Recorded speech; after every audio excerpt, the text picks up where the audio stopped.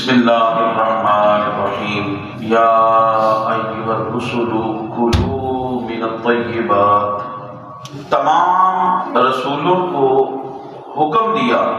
یا ایھا الرسل، اے رسولو، کلوا من الطیبات، پاکیزہ چیزیں کھاؤ۔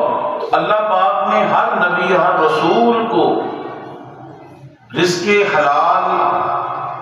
کا حصول اور رزق حلال کی تلاش اور جستجو، اس کی تعلیم ارشاد فرمائی، تاکہ رزق حلال کا حصول اور رزق حلال کی تلاش، اس کی عظمت اور اہمیت عام لوگوں کے اوپر واضح ہو جائے۔ دوسرا، اللہ پاک نے رسولوں کو مخاطب کر کے رزق حلال کی تلقین اس لیے فرمائی کیونکہ انبیاء رسول اور بالخصوص ہمارے پیارے نبی صلی اللہ علیہ وسلم کا عمل امت کے لیے سنت بھی ہوتا ہے اور قابل عمل بھی ہوتا ہے۔ امت یہ دیکھتی ہے کہ ہمارے پیغمبر کس طریقے سے وہ رزق حلال کھا رہے ہیں، کما رہے ہیں، رزق کا حصول کیسا ہے، رزق کے حاصل کرنے کے ذرائع کیسے ہیں، ان کی تعلیم کیسی ہے، ان کا عمل کیسا ہے، تو امت بھی اس راستے پہ چلتی ہے۔ اس لیے اللہ تعالیٰ نے رسولوں کو، نبیوں کو رزق حلال کھانے اور اس کے حصول کی تلقین اور تعلیم اور حکم ارشاد فرمایا۔ پھر اللہ تبارک و تعالیٰ نے سورہ بقرہ 172 نمبر آیت کے اندر اہل ایمان کو بھی یہی حکم دیا۔ اللہ پاک نے فرمایا یا ایھا الذین آمنوا کلوا من طیبات ما رزقناکم، اے ایمان والو، ہماری دی ہوئی ستھری چیزیں کھاؤ، یعنی اس کے حلال کھاؤ۔ تو اللہ پاک نے قرآن حکیم کے اندر انبیاء رسول کو بھی رزق حلال کے حصول اور کھانے کی تلقین اور تعلیم ارشاد فرمائی، اور عام مسلمانوں کو، اہل ایمان کو بھی رزق حلال کے حصول اور اس کے کھانے کی تعلیم ارشاد فرمائی۔ بخاری شریف کی حدیث پاک ہے جس کا مفہوم یہ ہے،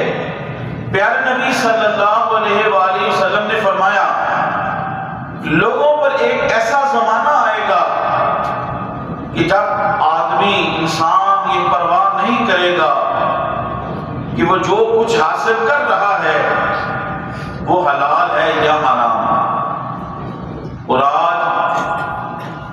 تقریباً وہ زمانہ ہے کہ آج مشاہدے میں باتیں آ رہی ہیں، الیکٹرانک میڈیا کے ذریعے، پرنٹ میڈیا کے ذریعے، سوشل میڈیا کے ذریعے، اور عام دنیا میں ہم دیکھ رہے ہیں کہ بسا اوقات انسان علمان الحفیظ یہ نہیں دیکھ رہا کہ یہ جو مجھے پیسہ آ رہا ہے یا رزق آ رہا ہے، رزق سے مراد صرف پیسہ نہیں، کھانے پینے کی چیزیں ہیں، لباس ہے، سواریاں ہیں، مکانات ہیں، دیگر سہولیات زندگی ہیں۔ تو آج انسان بعض اوقات دیکھنے میں آیا کہ بعض انسان یہ نہیں دیکھتے کہ یہ کس ذرائع سے آ رہا ہے، حلال و حرام کے درمیان تمیز نہ رہی۔ شعب الایمان کی حدیث پاک ہے، پیارے نبی صلی اللہ علیہ وسلم نے ارشاد فرمایا طلب کسب الحلال فریضۃ بعد الفریضہ، رزق حلال کی تلاش ایک فریضہ ہے، ایک فرض ہے، ایک فرض کے بعد، یعنی عبادات فرضیہ کے بعد نماز فرض ہے، روزہ فرض ہے، حج فرض ہے، زکوٰۃ فرض ہے۔ تو فرمایا ان فرض عبادات کے بعد ایک فرض رزق حلال بھی ہے، کیونکہ بہت سارے فرائض جو ہیں وہ رزق حلال پر موقوف ہیں۔ یعنی نماز ایک فرض ہے اور یہ اعلیٰ فرض ہے، نماز فرض ہے اور فرائض میں سے اعلیٰ فرض ہے، لیکن یہ بھی رزق حلال پر موقوف ہے۔ ہمیں اپنے بقدر ضرورت کم از کم شرمگاہ کو چھپانے کے لیے، جو نماز کے لیے ضروری ہے، ہمیں لباس کی ضرورت ہے۔ جس جگہ پہ پڑھ رہے ہیں جائے نماز ہے، اس کا تعلق رزق حلال سے ہے۔ اور آج کے دور میں سردی اور گرمی کے اندر جن سہولتوں کے ساتھ پڑھ رہے ہیں، اس کا تعلق رزق حلال کے ساتھ ہے۔ تو رزق حلال ایک ایسا فرض ہے کہ جس کے اوپر اور فرائض موقوف ہیں۔ اسی طرح حج ہے،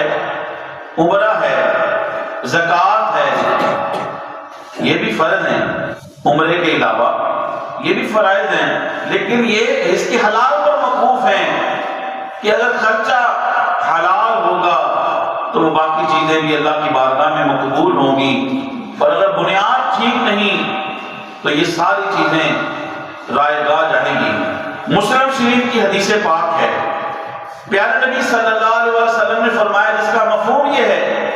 کہ ایک شخص طویل سفر کرتا ہے، اس طویل سفر کی صعوبتوں مشکلوں کو اٹھاتا ہے، اس کے بال پراگندہ ہیں، بکھرے ہوئے بال ہیں، گرد آلود ہیں، اس کا لباس گرد آلود ہے، حال و بحال ہے۔ آپ حج عمرے کی مثال لیں تو بندہ اتنا سفر طے کر کے جائے حج کرنے کے لیے، عمرہ کرنے کے لیے،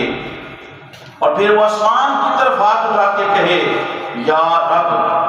یا رب۔ حضور نے فرمایا مگر حالت یہ ہے کہ اس کا کھانا حرام ہے،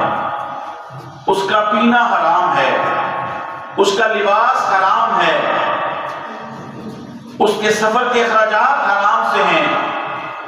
تو حضور نے ارشاد فرمایا پھر اس کی دعا کیسے مقبول ہوگی؟ اسی طرح پیارے نبی صلی اللہ علیہ وسلم کی حدیث پاک ہے، جس کا مفہوم یہ ہے،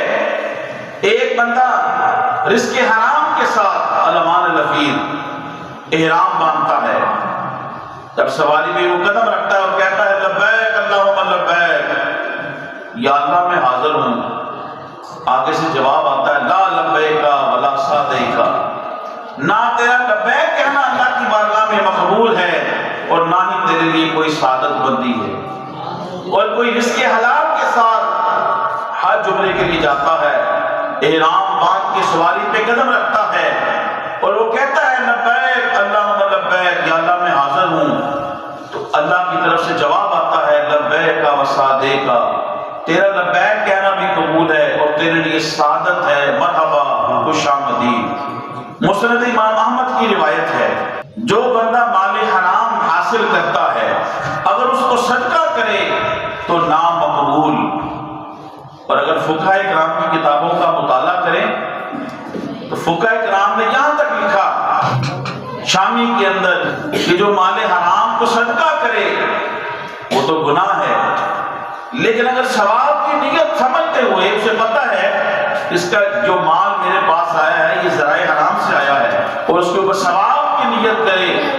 تو فقہاء کرام نے تو اسے کفر تک لکھا ہے۔ تو پیارے نبی صلی اللہ علیہ وسلم نے فرمایا صدقہ نامقبول، دوسرا اس میں برکت نہیں، اور تیسرا مال حرام اس کے پاس موجود ہے، یہ چھوڑ کر وہ مر گیا تو پھر جہنم میں جانے کا سامان ہے، کیونکہ اللہ پاک برائی سے برائی کو نہیں مٹاتا،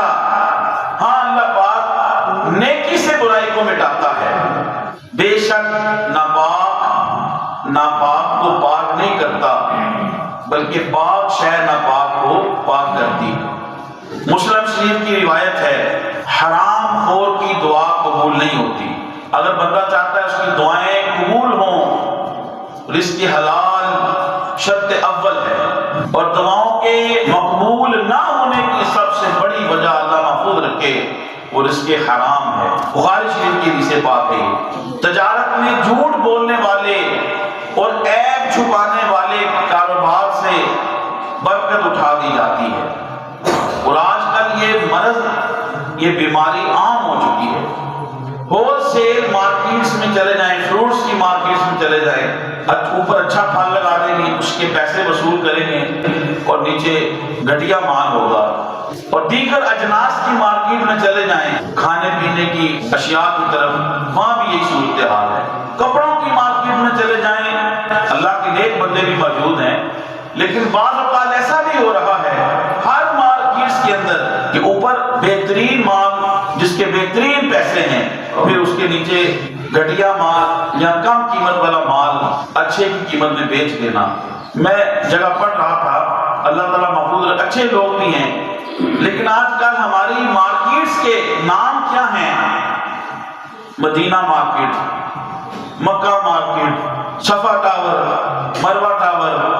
دکان کا نام مکہ شاپ، مدینہ شاپ۔ مارکیٹس کے نام بڑے اچھے رکھے ہوئے ہیں، دکانوں کے نام اچھے رکھے ہوئے ہیں، لیکن پھر اسی مارکیٹس اور اسی شاپس کے اوپر جس قدر فراڈ اور دھوکہ ہوتا ہے۔ بخاری شریف کی حدیث پاک ہے، تجارت میں جھوٹ بولنے والے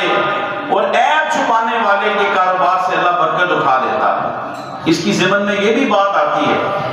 کہ جب شراکت کے کاروبار میں دوسرا شریک دوسرے شریک سے جھوٹ بولتا ہے، اس میں سے مال نکالتا ہے کاروبار میں سے، اور دوسرے اپنے شریک سے جھوٹ بولتا ہے، حالانکہ حدیث پاک کے اندر آیا جس کا مفہوم یہ ہے کہ جب دو شریک ہوتے ہیں تیسرا اللہ ہوتا ہے، اللہ کی ذات ہوتی ہے۔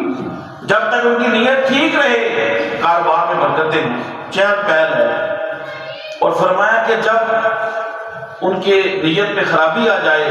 جھوٹ آ جائے، تو پھر اللہ کی رحمت، اللہ کی ذات چلی جاتی ہے، رحمت چلی جاتی ہے، پھر شیطان آ جاتا ہے، پھر لڑائی جھگڑے اور سارے معاملات۔ بخاری شریف کی حدیث پاک ہے جس کا مفہوم یہ ہے، فرمایا کہ مزدور کی اجرت مارنے والے کے سامنے قیامت کے دن خود امام الانبیاء، امام الرسل، پیارے نبی صلی اللہ علیہ وسلم ظالم کے سامنے کھڑے ہوں گے۔ اس مظلوم مزدور کے حق میں خود رسول اللہ کھڑے ہوں گے کہ تم نے دنیا میں اس کی مزدوری کیوں ماری؟ اور آج کل یہ پرائیویٹ سیکٹر میں یہ بیماری بڑی عام ہے، بالخصوص فیکٹریوں میں، دفاتر میں۔ کوئی بندہ جاب کے لیے جاتا ہے، اسے وہ جاب سوٹ نہیں کرتی، وہ 10 دن 15 دن 2 4 دن 3 دن کام کرتا ہے، اسے وہ جاب نوکری سوٹ نہیں کرتی، یا اس کا دل نہیں کیا، اس کی مرضی ہے، اس نے 2 دن کر کے 10 دن 5 دن کر کے چھوڑ دی۔ اچھے لوگ بھی ہیں، لیکن کئی پرائیویٹ سیکٹر کے اندر اس کی 2 4 1 دن گھنٹہ بھی کام کیا ہو تو اس کا حق ہے، اس مزدوری کے حساب سے جو اس کی بنتی ہے اسے دینا چاہیے، لیکن وہ کھا جاتے ہیں۔ قانون ہے، اب وہ لیبر کورٹ میں اگر وہ اپنا مقدمہ درج کرائے، شاید اتنے پیسے اس کی دنوں کے نہ بنتے ہوں جتنے کیس کے اوپر لگ جائیں، یا اتنا اس سے زیادہ ذلیل رسوا و خوار ہو جائے۔ جو مزدور کو اس کا حق دیتا ہے نا خوشی کے ساتھ، اس کی میں ایک مثال اور اس کا پھر اجر اور اس کا فائدہ اور اس کی برکت میں آپ کو بتاتا ہوں۔ بخاری شریف کی روایت ہے، بڑی مشہور روایت ہے، میں صرف اس کا ایک حصہ بیان کروں گا جو میرے موضوع کے ریلیونٹ اور متعلق ہے کہ 3 افراد، موسم خراب ہوتا ہے، غار میں چلے جاتے ہیں اور پتھر گر جاتا ہے، پھنس جاتے ہیں۔ ان میں سے تینوں اپنی اپنی نیکیاں اللہ کی بارگاہ میں بیان کرتے ہیں۔ ان میں سے ایک یہ کہتا ہے جو میرے موضوع کے متعلق ہے، ان میں سے ایک کہتا ہے، یا اللہ تو جانتا ہے میرے پاس ایک مزدور کام کرتا تھا، اس نے میرے پاس مزدوری کی، اس کا تھوڑی سی اجرت بنتی تھی، کہ وہ مزدوری چھوڑ کے چلا گیا، میں نے اس کے پیسوں کو انویسٹ کیا، انویسٹ کیا، یہاں تک کہ اللہ نے اس کے اندر برکت دی۔ فرمایا کہ پھر عرصہ دراز کے بعد وہ آیا، اس نے کہا بھائی میں نے جو تمہارے پاس مزدوری کی تھی نا، وہ میرے پیسے مجھے واپس کرو۔ وہ شخص کہتا ہے، بخاری شریف کی روایت ہے، فرمایا کہ یا اللہ تو جانتا ہے میں اسے جو اس کی مزدوری بنتی تھی اسے دے دیتا، لیکن تیرے خوف سے، تیرے ڈر کی وجہ سے میں نے تقوی اختیار کیا، اس کے پیسوں سے جو مجھے فائدے ہوئے میں نے ان فائدوں سمیت وہ کتنی بکریوں کے ریوڑ بن گئے، کتنی چیزیں بن گئی، یا اللہ میں نے تیری رضا کے لیے وہ سب کچھ اسے دے دیا۔ اگر یہ عمل تیری بارگاہ میں مقبول ہے تو آج اس مصیبت سے نجات دے۔ بخاری کی روایت ہے، جب اس نے یہ کہا وہ پتھر غار کے منہ سے سرکا یہاں تک کہ تینوں نے اپنی اپنی نیکیاں بیان کی اور وہ پتھر ہٹ گیا اور وہ غار سے نکل کے اپنے اپنے گھر میں چلے گئے۔ آج کیا ہے کہ میں اگر بڑا ہوں تو میرے چھوٹوں کے یا میں سرپرست ہوں یا مجھے سرپرست بنا دیا گیا تو مجھے اپنے بہن بھائیوں کے رشتہ داروں کے یا کسی جگہ کے مال و اسباب کا سرپرست بنا دیا۔ اب میں ان پیسوں کو انویسٹ کرتا ہوں، اپنے سارے کام اچھے سے اچھے ہو رہے ہیں، پیسہ تو دوسروں کا ہے، اپنے بچوں کی تعلیم والا، اپنے سارے معاملات اچھے، اور پھر جب ان کو لٹاؤں ان کا حصہ تو دو بھی توڑ توڑ کے اور پھر باتیں سنا کے، تو یہ تو اللہ اس کے رسول کی بارگاہ میں جب حاضر ہوں گے نا، اللہ تو پھر جانتا ہے نا کہ جس پیسے سے تم نے کھیل کھیلا، انویسٹ فائدے حاصل کیے، اپنی زندگی لیوننگ سٹائل بہتر بنایا، بچوں کو پڑھایا لکھایا، بہتر سے بہتر کھلایا، اور جس کے پیسوں سے یہ سارا تماشا کیا ان کو حق دیا تو وہ بھی توڑ کے آدھا خراب کر کے اور پھر اس کے اوپر احسان جتا کر، تو یہ اللہ کی بارگاہ میں فیصلے ہوں گے۔ بخاری شریف کی روایت ہے، سیدنا ابو ہریرہ رضی اللہ تعالیٰ عنہ سے روایت ہے، حضور صلی اللہ علیہ وسلم نے فرمایا تم میں سے ایک شخص لکڑی کا ایک گٹھا اپنی کمر پہ اٹھاتا ہے اور پھر اسے فروخت کرتا ہے، پھر اس سے پیسے آتے ہیں، اسے وہ گزارا کرتا ہے، فرمایا کہ اس سے یہ بہتر ہے کہ وہ کسی سے سوال کرے، پتہ نہیں وہ اسے دیتا ہے یا انکار کر دیتا ہے۔ میاں محمد بخش صاحب نے فرمایا اپنے یار دے بیلے وچوں تم میں چن کھائیے، اپنے یار دے بیلے وچوں تم میں چن کھائیے، اور کسی دے باغ اندر چوں میوے لینا چاہیے۔ جو اپنے گھر کی سوکھی ہے، پانی ہے، وہ دوسروں کے مرغن غذاؤں سے بہتر ہے کہ جس میں انسان کی ذلت ہے۔ ایک انسان ایسے شخص کے پاس بیٹھ کے کھانا کھاتا ہے جو اسے باتوں میں ذلیل کرتا ہے، اس کے جانے کے بعد ذلیل کرتا ہے، تو یہ انسان کو عزت نفس ہونی چاہیے۔ فرمایا کہ سوال کرنا، اور آج مساجد میں دیکھ لیں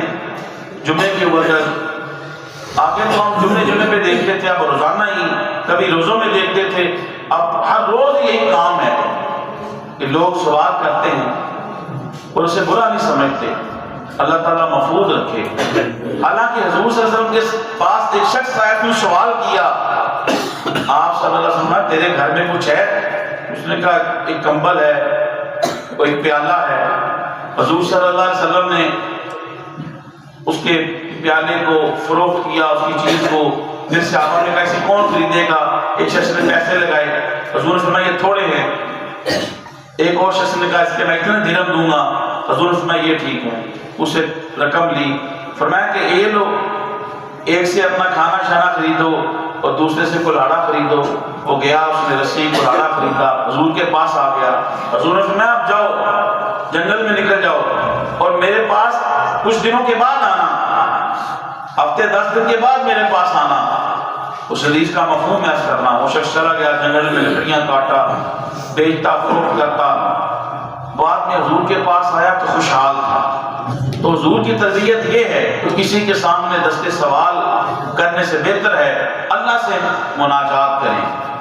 یقیناً اللہ تعالیٰ انسان کی مشکلوں میں، قرآن مجید کی آیت ہے لا یکلف اللہ نفسا الا وسعها، اللہ انسان کو اس کی طاقت سے زیادہ تکلیف میں مبتلا نہیں کرتا۔ کوئی بھی پریشانی ہو، کوئی زخم ہو، مشکل ہو، کرب میں انسان ہو، تکلیف میں ہو، جب اس کی برداشت سے باہر ہو جاتا ہے اللہ کو پکارے رب انی مغلوب فانتصر، یا اللہ میں بے بس ہو گیا ہوں، دنیا والوں کے سامنے محتاج نہ کرنا، تو یقیناً اللہ تعالیٰ راستے پیدا کرتا ہے۔ حضرت امام اعظم ابو حنیفہ رحمۃ اللہ علیہ آپ کپڑے کی تجارت کیا کرتے تھے۔ امام اعظم ابو حنیفہ رحمۃ اللہ علیہ کے تھانوں میں کپڑوں میں سے کچھ کپڑے ایسے تھے جس میں نقص تھا، تو آپ نے اسے کہا جو دکان میں بیٹھ کے فروخت کر رہا تھا، فرمایا کہ اس کپڑے کو جب بھی فروخت کرنا ہے اس کا عیب بیان کر کے فروخت کرنا ہے، اس کے اندر یہ نقص ہے اور یہ عیب ہے۔ تو وہ سارے تھان تھے جو فروخت کر رہے تھے، انہوں نے بغیر عیب بیان کیے، بغیر نقص بیان کیے، اسے اسی ریٹ میں فروخت کر دیا، بے دہانی سے، پتہ نہیں چلا۔ امام اعظم کو جب پتہ چلا کہ میری دکان میں وہ نقص والا کپڑا صحیح ریٹ پہ فروخت ہو گیا ہے،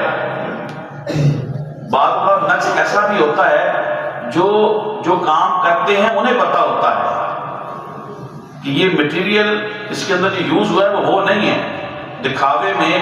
یہ چیز وہی لگ رہی ہے کپڑا، لیکن اس کا دھاگا وہ نہیں ہے۔ بعض اوقات نقص ایسا بھی ہوتا ہے، تو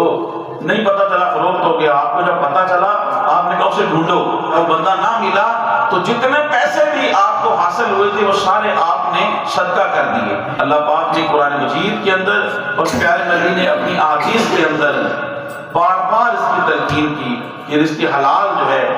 یہ انسان کی نسلوں کے اندر اس کی برکتیں جاتی ہیں، انسان کو خود اس کی برکات ملتی ہیں۔ اللہ تبارک و تعالیٰ کی بارگاہ میں دعا ہے ہمیں رزق حلال کمانے اور کھانے اور بچوں کو کھلانے کی توفیق عطا فرمائے۔